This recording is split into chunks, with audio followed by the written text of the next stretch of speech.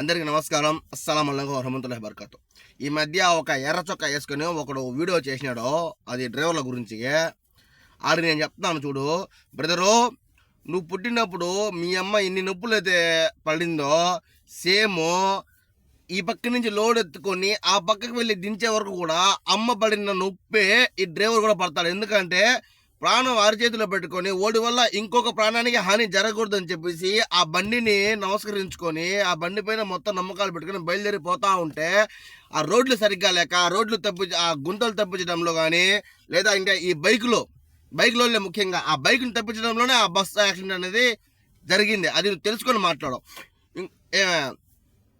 అంత కష్టపడుతుంటాడు. ఇప్పుడు ఇక్కడ లోడ్ అయితే అన్లోడింగ్ పాయింట్ ఎక్కడో అక్కడ పోయేంత వరకు వాడి ప్రాణం అంతా బండి పైన పెట్టి, తల్లి నాకేం జరగకూడదు, నన్ను జాగ్రత్తగా తీసుకువెళ్ళు, నా వల్ల నాకు కానీ ఇతరులకు కానీ ఏమి జరగకూడదు అని చెప్పేసి స్టీరింగ్ని దండం పెట్టుకుని బండి కదిలిచేవాడు ఎవడన్నాడంటే వాడు లారీ డ్రైవరే. ఏమే నీవు తెలుసుకుంటే మాట్లాడు, తెలుసుకోకపోతే మాట్లాడగాకు.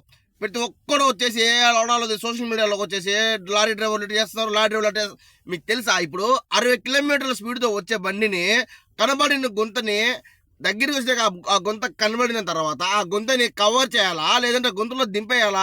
పొరపాటున గొంతులో దింపేస్తే ఫ్రంట్ వీల్ పగిలిపోవడం జరుగుతుంది. ఫ్రంట్ వీల్ పగిలిపోయి అయినా యాక్షన్ జరుగుతుంది. అప్పుడు యాక్షన్ జరిగితే అప్పుడు కూడా బస్సు ఉంటే ఒకవేళ బస్సు గుద్దుకుంటారు. ఇప్పుడు వాడేం చేసినాడు, గొంతుని తెప్పించడంలో ఈ పక్క బైక్ ఉన్నాడు, బైక్ తెప్పించాడు, గుంతని తెప్పించాడు. మధ్యలో బస్సులో వచ్చి దూరిపోయినాడు. బస్సు వచ్చి కొట్టాడని చెప్పేసి అక్కడ ఉన్న సాక్షులు చెప్పినారు. కానీ లారీ వెళ్ళి కొట్టిందని చెప్పేసి చెప్పింది నువ్వు, ఇంకా ఉండాలి పట్టు చీర కట్టుకునే మహారాణి, మీరిద్దరే చెప్పింది లారీ ఓడిపోయి గుద్దినాడని చెప్పేసి.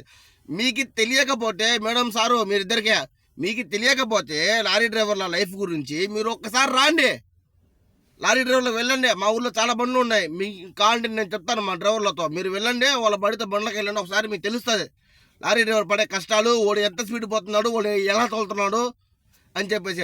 నోటికి ఏది వస్తే అది వాగితే నోట్లో ఉండే నాలుగు కదులుతుంది తప్ప బ్రెయిన్లో ఉండేది మెదడులో ఉండేది ఏం కదలట్లా కదా. మీకు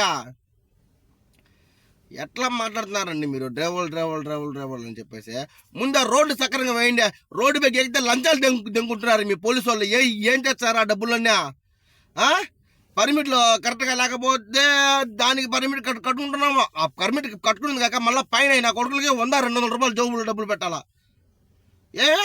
చిన్న అనమాట ఎవడ ఇచ్చిపెట్టిన డబ్బులు మాకేమన్నా మీ అందరికి ఇవ్వడానికి ఇవన్నీ పెట్టరా?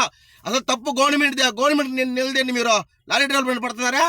వాళ్ళు చెప్పండి ముందు.